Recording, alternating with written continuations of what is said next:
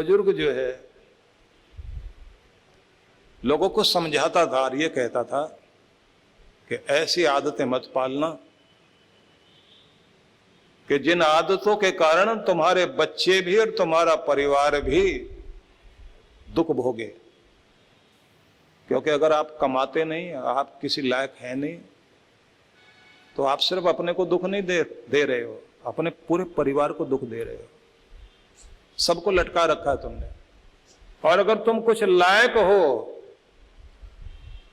तो लायक होने का मतलब है कि पूरे परिवार पर तुम उपकार कर रहे हो और तुम्हें देखकर न जाने कितने कितने लोगों को प्रेरणा मिलती है। इसलिए एक बात कहना चाहता हूं सभी को, जीतने वाली अगर कोई चीज है तो एक तो अपना आवेश जीतना चाहिए और दूसरा असंयम वाली भावना। जब आप अपने आप को कमजोर बनाए रखते हैं, कंट्रोल नहीं कर पाते अपने आप को, जहां बर्दाश्त करना है बर्दाश्त करे आदमी, जहां बोलना चाहिए वहां बोलना चाहिए। कहीं झुकना है और कहीं झुकाना है, कहीं दबना है और कहीं दबाना है, कहीं मिलना है और कहीं मिलाना है, कहीं मान लेना है और कहीं मनवा भी लेना है, कहीं एडजस्ट करना है और कहीं एडजस्ट कराना भी है। दोनों चीजें आनी चाहिए आपको, क्योंकि अगर आप ही झुकते चले गए तो दूसरा आदमी गड्ढे में दबा देगा आपको।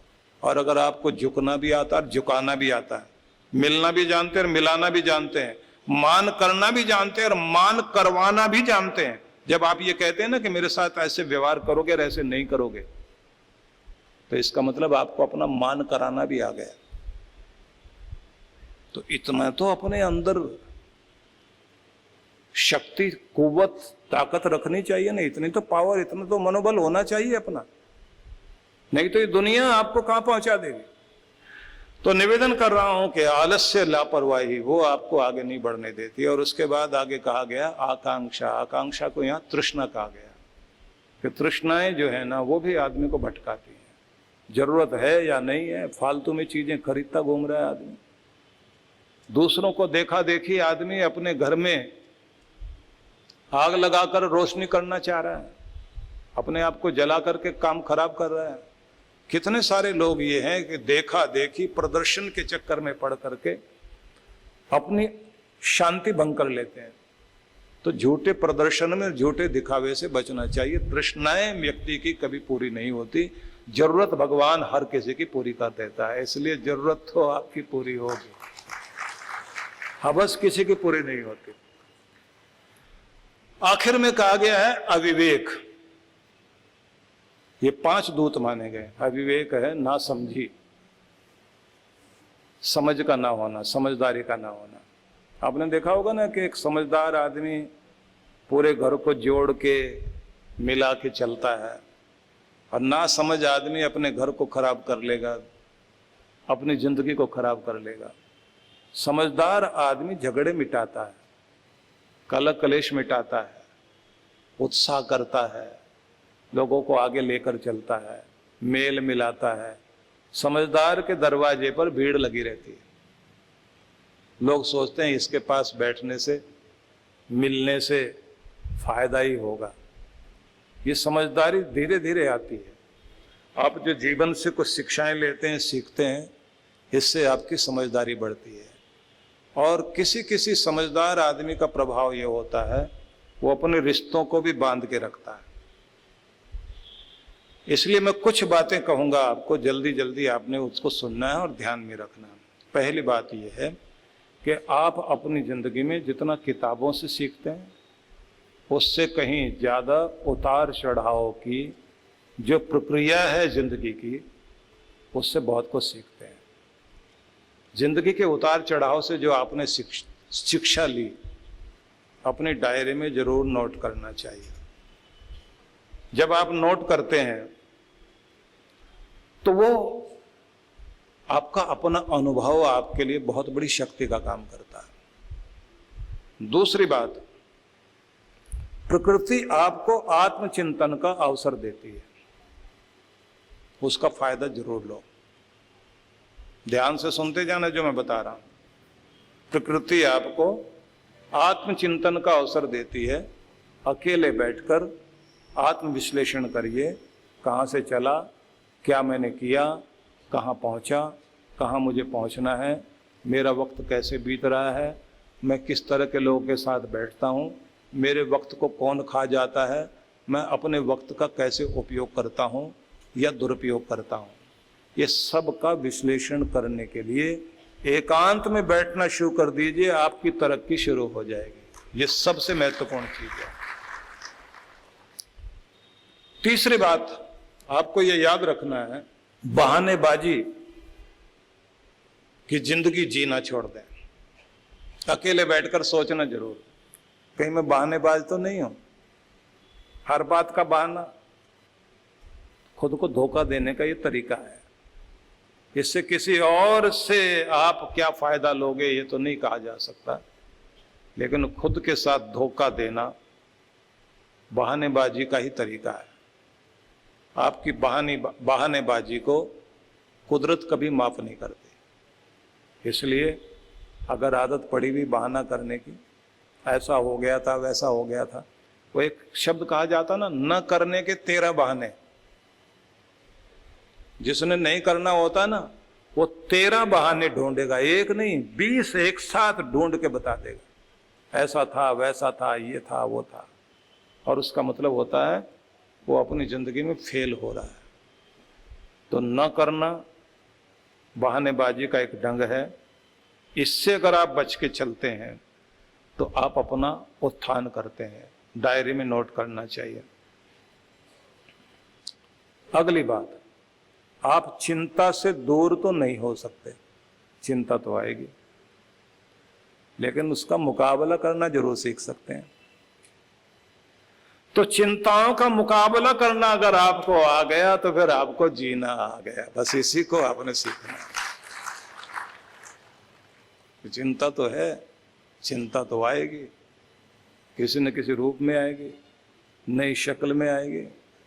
चिंता का मुकाबला करना अगर आप सीख जाते हैं, बच्चों को भी सिखाना चाहिए शुरुआत से ही, अपने संकट का सामना कैसे करना है।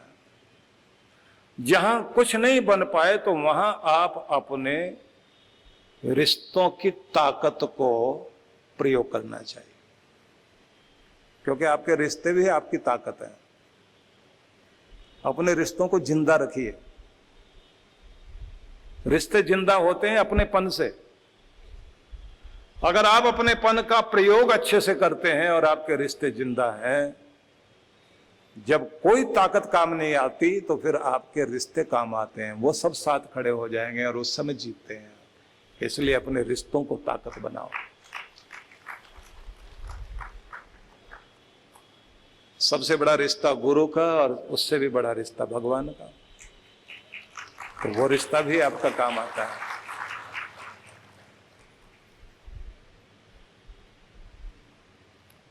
अगली महत्वपूर्ण बात, जो कुछ आपके पास है उस सब के लिए भगवान को धन्यवाद करने के लिए हर दिन समय निकाला करें। जो कुछ आपके पास है, जो भी कीमती आपके पास है, उस सब के लिए भगवान को धन्यवाद देने के लिए समय निकाला करें। जब आप धन्यवाद करते हैं तो आपको और दिया जाता है। जब आप शिकायत करते हैं तो जो आपके पास है वो भी वापस ले लिया जाता है। इसलिए आज से आप धन्यवाद करना सीख जाइए कि जिससे आपको और दिया जाए और आप खुशहाल हो सके।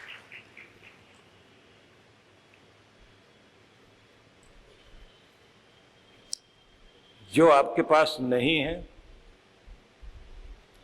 उसके लिए निराश और दुखी होकर भगवान से शिकायत नहीं करें। अगर आपको लगता है कि आपको कुछ चाहिए तो बहुत भावनापूर्ण होकर झोली फैलाकर अपने भगवान को कभी कभी फरियाद करनी चाहिए। प्रार्थना में बहुत बड़ी ताकत है। प्रार्थना मंजूर होती है, सुनता है भगवान। तो फिर से आपको वहीं ले चलता हूं। भगवान श्री कृष्ण ये कहते हैं, अंत काल में मेरा ध्यान करते हुए जो शरीर को छोड़ता है जिस भाव भावना के साथ शरीर को छोड़ता है वह भाव भावना ही उसको गति कराती है। अगर आपकी भावना प्रभु में है तो फिर आप प्रभु को मिलते हैं। यम यम वापि स्मरण भावम त्यजन्ते कलेवरम तम तम वेति कौन्तेय सदा तद भाव भावितः। शरीर का त्याग करते समय मनुष्य जिस भाव को भावनाओं को स्मरण करता है वही भाव उसको प्राप्त होता है। जिस तरह की मानसिक स्थिति व्यक्ति की अंत में होती है शरीर का परित्याग करते समय वही गति व्यक्ति को प्राप्त होती है। इसलिए कोई भी मोह आसक्ति न व्यक्ति की न पदार्थ की अंत में नहीं रहनी चाहिए। जैसे जैसे आयु आगे बढ़े, बेटे के बेटे का जन्म हो जाए, अब उसके बाद धीरे धीरे आप संसार से मुक्त होना शुरू करें, सेवा में साधना में अपने मन को लगाएं। सबसे ज़्यादा ध्यान देना चाहिए पुण्यों की वृद्धि की जाए। पुण्यों की वृद्धि करनी है तन से सेवा, मन से सर्व मंगल कामना और धन को पुण्यों में कन्वर्ट करना। अपने पुण्यों को बढ़ाने के लिए अपने धन को आप इस तरह प्रयोग करें। गृहस्थ व्यक्ति के लिए तो सबसे ज्यादा महत्वपूर्ण माना जाता धर्मादा सेवा। 9 तरह की सेवाओं को धर्मादा बोलते हैं, जिसमें अनाथ, वृद्ध, रोगी, गौ सेवा, मंदिर का निर्माण, अन्न क्षेत्र को चलाना, सत्संग कराना, जितनी भी तरह की ये सेवाएं हो सकती हैं उन सब सेवाओं को 9 तरह की सेवाओं को धर्मादा बोलते हैं। उस धर्मादा सेवा में हर व्यक्ति, गृहस्थ व्यक्ति, जैसे विवाह हुआ तो आदमी को 2% अपनी कमाई का धर्म में लगाना शुरू कर देना चाहिए। जैसे जैसे आप एक एज तक पहुंच जाते हैं उसके बाद अपनी राशि से कोई बाग लगाओ। बाग लगाने का मतलब है पुण्यों का बाग लगाना। पुण्यों का बाग कैसे लगता है? कोई ऐसी चीज बनवा दो जो आपकी राशि से, जैसे किसी गुरुकुल में कोई कमरा बनवा दिया, कोई पुस्तकालय बनवा दिया, कोई संगीत कक्ष बनवा दिया जहां बैठकर बच्चे भजन गाएं। अब उस कमरे में कितने साल रहेगा वो? 40-50 साल तो कमरा रहेगा ही रहेगा ना। अब उस कमरे में बैठकर जितना भी भजन गान हो रहा है और बच्चे सीख रहे हैं, तो आपने जो कुछ बाग लगा दिया था, एक बाग 10 साल, 15 साल, 20 साल चलता है, लेकिन ये आपका पुण्यों का बाग तो 50 साल तो काम करेगा ही करेगा ना। आपके खाते में पुण्य जुड़ते चले जाएंगे। एक बार कर दिया तो पुराने लोगों ने बड़ा ध्यान दिया इस बात से। पुराने लोग बहुत ज्यादा कमाते थे क्या? पुण्य तो जरूर कमाते थे, इसलिए कुआं बनवाना, बावड़ी बनवाना, धर्मशाला बनवाना। इंदौर की महारानी थी अहिल्याबाई अहोलकर। आप बनारस में जाए, काशी में जाएं, इतने सारे मंदिर, धर्मशालाएं उस महिला की बनवाई गई। जब वहां जाते हैं और उन चीजों को देखते हैं तो वो महिला, उसकी साक्षात मूर्ति सामने आ जाती है कि कोई पुण्य आत्मा बनवा के गया है। अपने लिए नहीं, ना अपनों के लिए, बल्कि परमात्मा के प्यारों के लिए कोई बना के गया, तो पुण्यों का बाग लगा के गया। तो पूरी जिंदगी तो 2% का कार्य जारी रहना ही चाहिए। उसके बाद आप गौशाला बनवा दें, आप जो है डिस्पेंसरी बनवा दें, आप जो है धर्मशाला में कक्ष बनवा दें, आप किसी गुरुकुल के अंदर जो है वहाँ पढ़ने वाले विद्यार्थियों के लिए कमरे बनवा दें। कोई भी इस तरह के कार्य, या आपकी कोई राशि से हॉस्पिटल में जो गरीब से गरीब आदमी हो उसकी दवा, जिसको दवाई के पैसे नहीं है, तो ऐसी राशि जमा करा दें कि मेरी इस राशि के ब्याज से उस आदमी को दवा मिल जाए जिस आदमी के पास पैसा खर्च करने के लिए नहीं है, तो किसी का भी भला होगा। तो आप नहीं उसको जानते, वो आपको नहीं जानता, लेकिन सबका हिसाब रखने वाला तो भगवान है ना ऊपर, वो तो हिसाब रखता है। आपका पैसा तो आगे चल करके कब्जा करने वाले घर में बैठे ही है ना, उनको आप जो है 1000 करोड़ दे दें या 1000 लाख दे दें, कोई फर्क पड़ने वाला नहीं है। थोड़ा दे दें या ज्यादा दे दें, उनके नसीब में और उनके कर्म में और उनके कर्तव्य में अगर कुछ है तो अपने आप अमीरी को प्राप्त कर लेंगे। और अगर उनका नसीब ठीक नहीं और उनके कर्म ठीक नहीं है तो आपकी कमाई भी ज्यादा देर तक टिकने वाली नहीं है। न जाने क्या गलत कर बैठे। आजकल तो सिखाने वाले लोग बहुत मिलते हैं, वो सब बताते हैं कहां कहां नए नए कैसीनो खुले हैं, जुआ घर खुल गए हैं। सिंगापुर में मेरा कार्यक्रम था, एक सज्जन जो हमारे हांगकांग वाले अधिकारी थे, उन्होंने मेरे से कहा कि आप हमारे वाले होटल में एक बार जरूर आइए। मैंने कहा वहां क्या खासियत है? बोले नया बना है और उसमें सबसे ऊपर वाले फ्लोर में इतना बढ़िया स्विमिंग पूल बना है, देखने लायक है। मैंने कहा और क्या खासियत है? बोले नीचे उसमें एक जुआ घर बना है जिसमें दुनिया भर के लोग आते हैं। मैंने कहा फिर तो बिल्कुल नहीं जाना चाहिए। तो उन्होंने सब बातें बताते बताते एक बात कही कमाल की। बोले यहां के जुआ घर के लिए गवर्नमेंट का नियम है कि सिंगापुर का निवासी कोई भी जुआ नहीं खेल सकता, बाहर का आए और वो खेले। मैंने कहा ऐसा क्यों? बोले मरे और फंसे बाहर वाला अपने देश का क्यों बर्बाद हो। बनाया जरूर उन्होंने, पर अपने देश वाले को बर्बाद नहीं होने देते। बाहर वाले आए बर्बाद होके जाएं। सिखाने वाले ये जो नई नई पीढ़ी वाले लोग हैं ना, जिसके पास थोड़ा पैसा हो जाए उसको तो ऐसे ऐसे ऐब लगाने वाले और सिखाने वाले मिल जाएंगे जिसकी कल्पना नहीं कर सकते आप। तो किनको आप सौंप के जा रहे हो अपनी दौलत? बहुत मेहनत करके आपने कमाया, उसको अगर हो सके तो पुण्यों में कन्वर्ट करो। और एक बात और, जीते जी जो दान पुण्य कर लोगे वो चल जाएगा, आपके बाद में किसने करना है इसकी तो कोई गारंटी नहीं है। अपना अंतिम संस्कार की भी तैयारी खुद ही करके जानी चाहिए भाई। पता नहीं कोई डालडा डाल के ना जला दे आखिर में। कौन चंदन डालेगा, कौन घी डालेगा, कौन सामग्री डालेगा? क्योंकि उस समय सेवा करने वाले ऐसे लोग मिल जाते हैं, वो कहते हैं जी हमें दीजिए ना, हम सेवा करते हैं, हम लेके आएंगे सामान।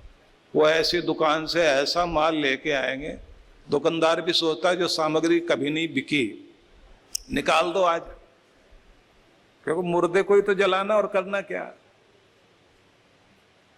आपकी देह जिसमें रहते थे, जो आपकी पहचान थी, आदमी सोचता है ना कि कम से कम मेरा अंतिम विदाई का कार्यक्रम तो इज्जत के साथ हो। कोई किसी को परवाह नहीं है भाई।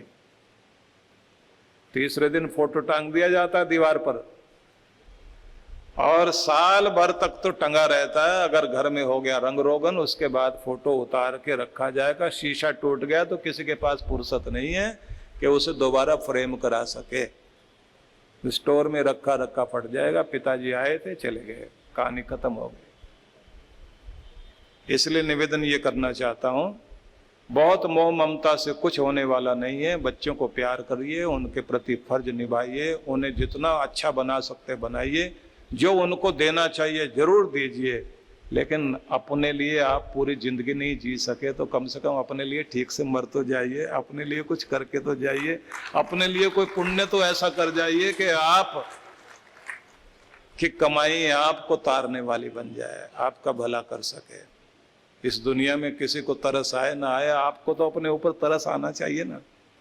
तो कोई पुण्यों का बाग लगाओ जरूर, अपनी कमाई से कुछ अच्छे कार्य करके जाओ।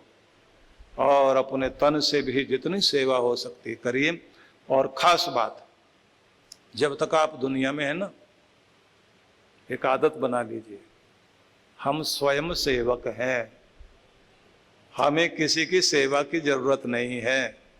अपना काम आखिर तक खुद करेंगे, किसी से काम लेंगे नहीं। हम किसी के मोहताज बनकर नहीं जिएंगे, आखिरी तक हंसते मुस्कुराते जीना है, कर्मठ बन करके जीना, हाथ पांव चलाते हुए जीना है, हाय हाय करने की आदत छोड़ देनी है। बस वाह वाह कहना और धन्यवाद करते रहना, ये आदत बनाना है। भगवान कृष्ण का संदेश सुन रहे हैं ना, तो उसको ध्यान में रखिए। कृष्ण क्या कह रहे हैं? तस्मात् सर्वेषु कालेषु मामनुस्मर युध्य च। हर वक्त, हर स्थिति, हर परिस्थिति में मेरा नाम जप और जीवन के संघर्ष में आगे बढ़। ये जिंदगी कमजोरों के लिए नहीं है, बहादुरों के लिए है। अपने आप को बहादुर बनाओ और जीवन को ऊंचाई पर लेकर के चलो। तो बहुत बहुत आशीर्वाद, शुभकामनाएं। अन्नपूर्णे सदा पूर्णे शंकर प्राण वल्लभे ज्ञान वैराग्य सिद्ध्यर्थम भिक्षाम देहि चा पार्वती। अर्थात हे अन्नपूर्णे, आप सदा पूर्ण हैं, भगवान शंकर की प्राण वल्लभा हैं। हे माँ पार्वती अन्नपूर्णा, आप मुझे भिक्षा दे जिससे हमारे ज्ञान वैराग्य की शुद्धि हो जाए। सेवा आज जिस संस्थान का पर्याय बन चुकी है वो है पूज्य श्री सुधांशु जी महाराज के सानिध्य में संचालित विश्व जागृति मिशन। सेवा के क्षेत्र में मिशन की एक और नई पहल अन्नपूर्णा योजना। इस योजना में आप अपने एवं अपने परिवार जनों के जन्मोत्सव, विवाह की वर्षगांठ तथा दिवंगत परिजनों की पावन स्मृति में आनंद धाम आश्रम में स्थित गुरुकुल के ऋषि कुमारों एवं वृद्धाश्रम के वृद्ध जनों को सहभोज करा सकते हैं। इस अवसर पर प्रातः गुरुकुल के ऋषि कुमारों द्वारा वैदिक मंत्रोच्चारण के साथ आपके एवं आपके परिवार की मंगल कामनाओं के निमित्त यज्ञ का आयोजन किया जाता है। यजमान की सुख, समृद्धि और दीर्घ आयु के लिए प्रार्थना भी की जाती है। दोपहर को सहभोज का आयोजन होता है। आप सपरिवार आनंद धाम पधारे, यज्ञ में भाग लें और अपने हाथों से भोजन कराकर पुण्य लाभ एवं आत्म संतुष्टि के भाव से जीवन को आनंदमय करें। इस योजना से जुड़ने के लिए एवं अधिक जानकारी के लिए संपर्क करें 9582954200 9560792792। सहयोग राशि भेजने के लिए हमारा अकाउंट डिटेल है